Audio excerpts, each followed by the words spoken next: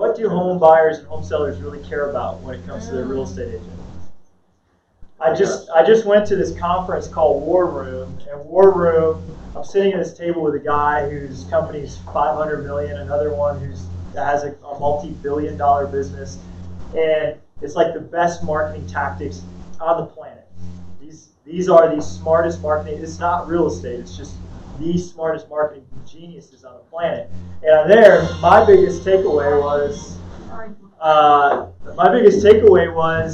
you don't start by writing your message.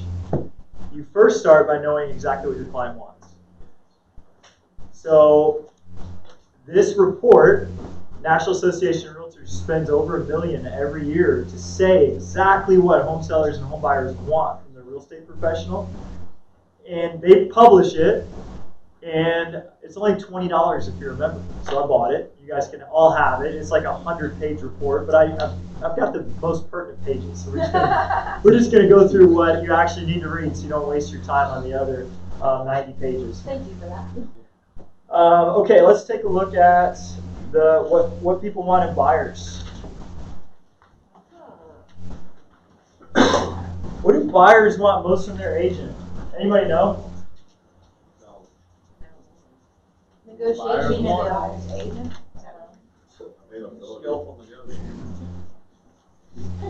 Thank you so much for throwing that stuff out. And because all of them weren't the number one thing. The number one thing is 52%. This is by far the number one thing that a buyer wants from an agent. Number one, help me find the home. That makes sense. But what do our agents? Are you really helping them find a home? Sometimes, but not a ton. So what if 50? And this is so overwhelming. This is what they want from you. And when you're on the phone with a buyer, what are some ways you can tell them that you'll actually help them find a home and not just put them on a drip and tell them to look on Zillow? Ask the buyer question in the interview, man. Yeah, we're going to start because my goal is not just for you to go, you're not the expert, and you know exactly what you want, but I'm the expert that this is what I do every day is help people find the right home. We're going to start with an in-depth needs analysis of exactly what you need and want from your home so that I can help you find the right home so that you're not on your own. And then we're going to go from that in-depth needs analysis, and I'm gonna use all my industry knowledge and prowess to start filtering homes in neighborhoods that I know are going to be a fit for you that maybe you would overlook.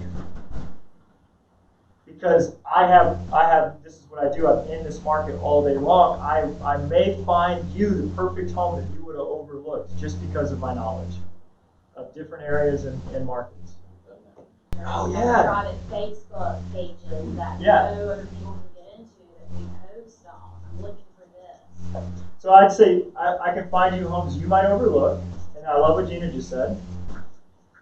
And so that's one is in-depth needs analysis, so I can find out, so I can really know what you want, and I'm a great listener. And then I might find you homes that you overlook, and then 3, I'm going to find you homes off market.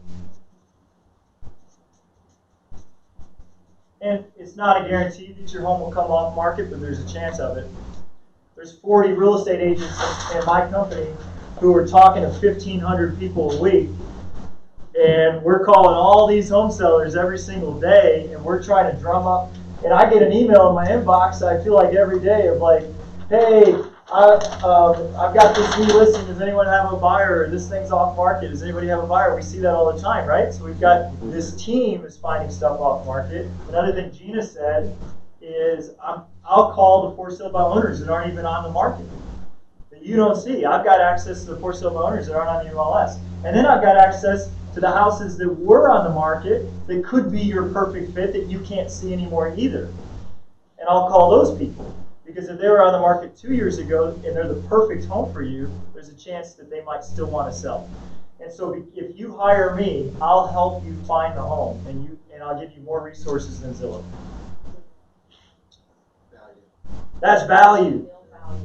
And actually do it. Right? This isn't a sales pitch. All right, number 2. Somebody said number 2, help negotiate.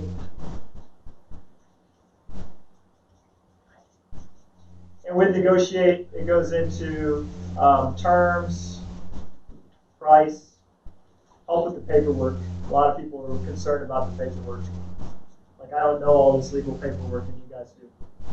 And so between paperwork, price, and terms, that equals 30%. So that's a big number. 82% on these 2 things for home buyers. That's all you need to know. Help negotiate terms, price, and handle the paperwork correctly. How could you use some specifics to not just make this sound? Well, first of all, if you said to a home buyer on the phone, oh yeah, it's great, I know you're looking at this home. Hey, I can help you find the right home. I start by getting a true understanding exactly what you need and what you want. And then I start to find you homes that you might overlook because I know because of my specific knowledge of the market. And then I'm going to go over to my team and see who, because we're making so many calls to home sellers every single day, 1,500 people we talk to every week. If we find homes that aren't even on the market, I'll see if my team knows of anything that's not on the market that you can't find on Zillow. I'll call every for sale by owner that's not on Zillow, and I'll call every home that used to be listed in the last 5 years who would be a perfect fit for you, and see if they want to sell to help you find the right home. And when we do find the right home, I'm going to help you negotiate the best terms for exactly what you want, get you at the best price, and make sure all the paperwork is correct so that you don't lose that home to technicality. If you said that, you're speaking to 82% of exactly what buyers want. So that's a mouthful, right? I probably would have rambled that on all at once, but if it's in the flow of the conversation, you have gained a ton of credibility. Now we're going to talk about follow-up notes and sending things in the mail. I would want you, if you have a buyer that you just signed a buyer agency with or somebody that you're courting, I would want you to be putting these types of things in your written notes or in your emails too. Does that make sense? Cool.